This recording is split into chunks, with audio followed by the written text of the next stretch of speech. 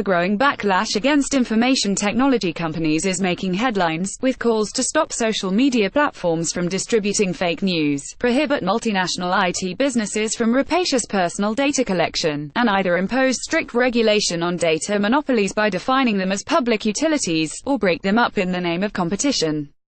There's also increasing concern with the addictive effects of smartphones and other devices, a moral panic that unites corporate leaders with parents and teachers in their anxiety over the mental state of America's youth.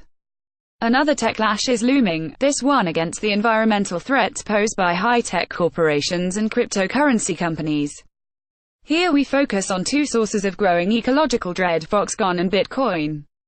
One makes the gadgets we use and love, from phones to tablets. The other offers a mysterious alternative to the dollars and credit cards we use and need to buy things. Each provides a test case of how far our gee whiz response to new technology can dominate before we start to hold on a minute and analyze the costs as well as the benefits.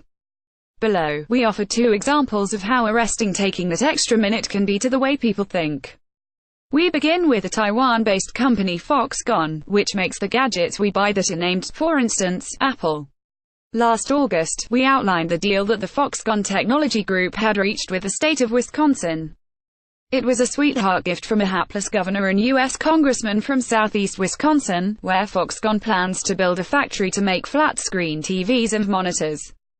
To make the deal, these state leaders made promises that would cost local and regional ecosystems their welfare.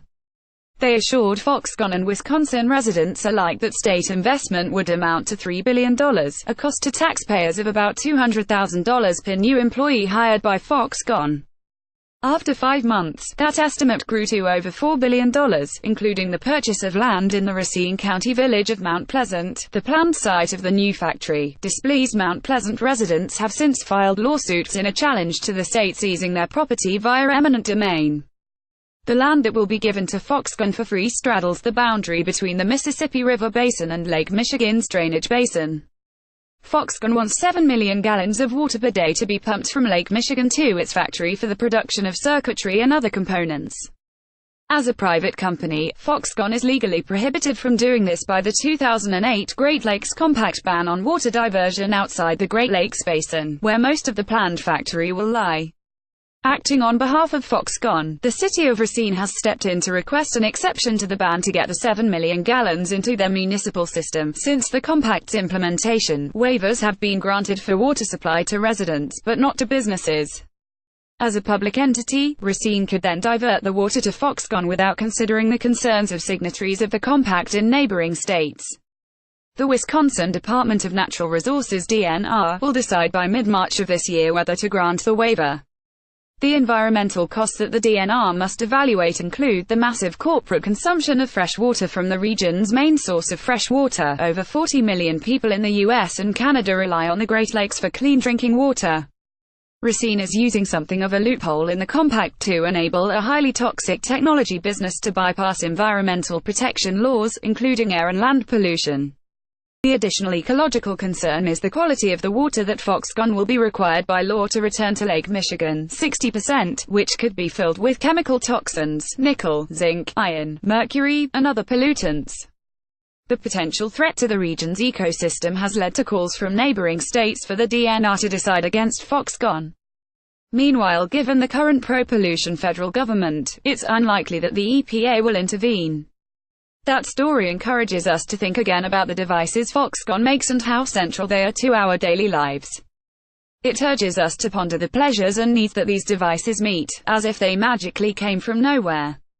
Something similar applies to a new force of technological magic in our lives: Bitcoin. Bitcoin has been in the news recently for all the wrong reasons, from the global criminality it enables to the risks of a bursting bubble that it incarnates. The price of the virtual currency has been headlined by business pundits as the new frontier of currency trading, decentralized and free from governmental and central bank control. Its price is determined by its popularity and supply and demand, not on underlying value tied to a commodity like gold or a receipt of legal tender like a dollar.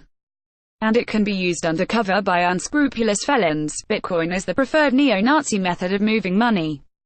The new currency's value derives from the number of blocks added to its blockchain by miners, who compete to create a block that earns them virtual coins. The miners figure out how to make a valid block using ever-changing protocols. The block must be accepted by other miners, who confirm its validity and add the transaction to the history of transactions, which they must record. Miners submit blocks every few seconds in a competitive race to see if they've come up with the right one, which is randomly selected about every 10 minutes. This constant guesswork to solve complicated math problems requires a growing number of miners using increasing amounts of computing power. The dream of making a fortune from mining bitcoins has driven a boom in server facilities around the world dedicated to this one cryptocurrency. The amount of electricity needed to power and cool these dedicated servers has meant that Bitcoin now requires almost as much electricity to operate as does the island state of Singapore. As a payment system, Bitcoin consumes the same amount of electricity as 100,000 Visa card transactions. The dependence on such high levels of electricity forces Bitcoin to seek cheaper energy. It generally relies on coal-fired electricity, which enlarges its carbon footprint, an environmental liability not calculated in the value chain of block creation. With renewable energy becoming cheaper, some environmentally conscious block mining companies have sought to use hydroelectric, wind, and geothermal sources. But they are exceptions to the norm. Blockchains, and Bitcoin in particular, are anti-environmental investment vehicles. As we learn more about the crimes, sweetheart deals, socialism for capitalists, and environmental harm associated with information technology, it's important for green citizens to see through the hype that surrounds politically expedient deals with high-tech capital and new cryptocurrency businesses.